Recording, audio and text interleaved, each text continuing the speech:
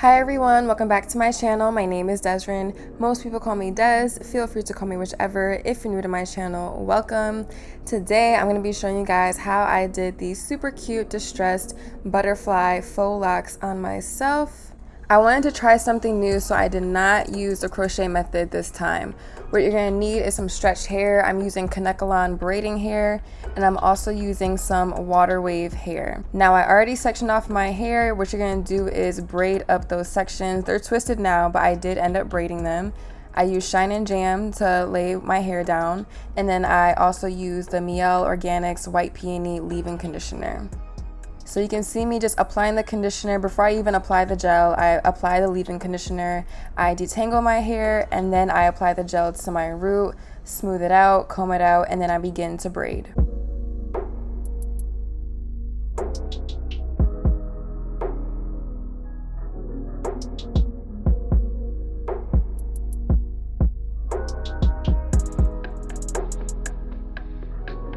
I didn't do the braids super tight because I am very tender-headed, and having the extra hair on my scalp already hurts my scalp. To avoid extra tenderness and extra pain, I did not do these braids super tight. Of course, that is all up to you, but I'm sure you guys know continuous styles that are tight on your scalp will cause damage.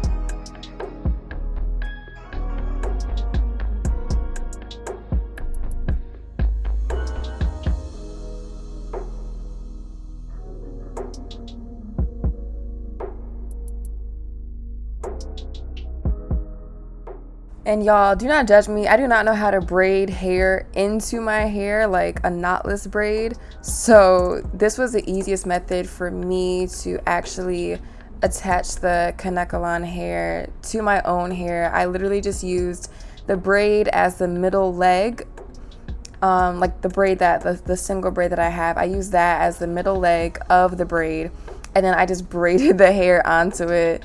Y'all, I'm trying. It was the easiest method for me to elongate the faux locks because I didn't already get the package of faux locks to just crochet into my hair. I wanted to do this a complete different way, and this is just how I made it work. So if you're like me where you can't do like a knotless braid and adding hair and feeding the hair into your own hair, just do this. And it was so easy, like so easy, and the hair was not going anywhere. It was not slipping or anything like that. So I'm just going to do that again for the second one, and then I'll show you guys how I wrap the water wave hair to make it look like a cute little butterfly lock. And y'all, I actually did try, like I really did try to do like a little knotless braid. It just wasn't happening, so I gave up.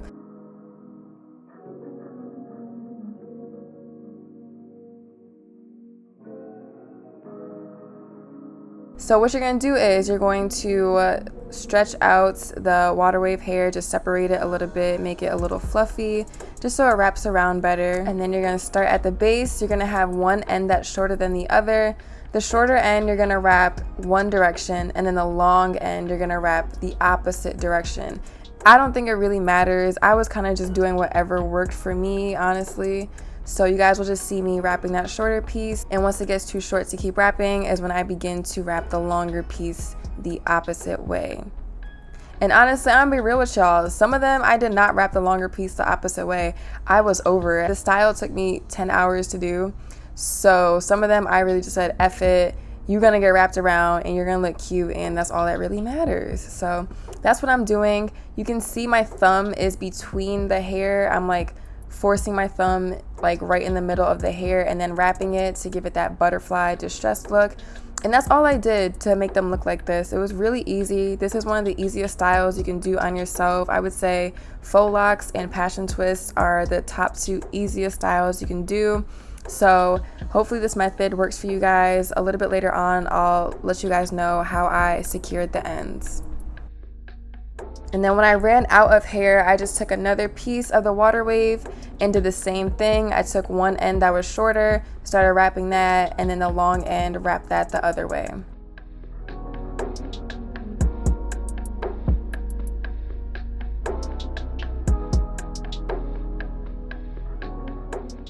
With this method, you have to be really careful when you are securing the ends, because if you don't do it tight enough, you know, if you try to do like a different style, once you're done, you can cause the ends to loosen up and then for them to just fall apart, and then the whole lock unravels. So what you guys see me doing now is I'm doing it really tight. I'm just wrapping the hair back up. And for some of them, this did work really well, because I just ended up cutting off the excess kanekalon hair. You know, you rub it to really secure it. But for some of them, that method didn't really work. So I didn't show how I fixed it because it didn't happen until I was like done recording, like the day or two after. So to secure the ends, I bent the kanekalon hair upwards and then started wrapping the hair back up to really secure the ends, make sure that they weren't going anywhere. So you guys will just see me do this one more time on this one, and then I will show you guys the final look.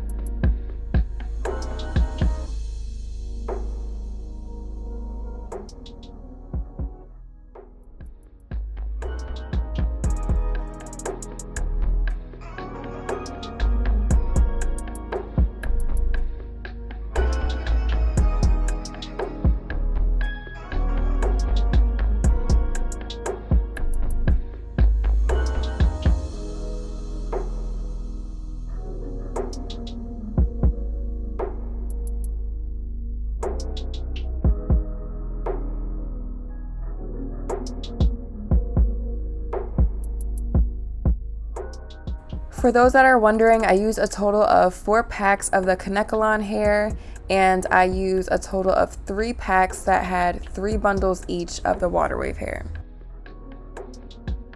And this is the final look, y'all. I really did like how this came out. This method wasn't too terrible, but I think if I were to do this style again, I would just get the faux locks that are already made and then you just crochet them. I definitely think I like the crochet method way better, but this was still really fun to try out and to do on myself, and I think it came out really good, especially some of them that are red. I really do love this style, and so far it's already lasted me about a week and a half. I only wanted to wear them for about 2 weeks anyways, and they still look pretty good, so I'm super happy about that. But thank you guys so much for tuning in. If you guys have any questions, comments, or concerns, just drop them down below, and I will see you guys next time. Bye guys.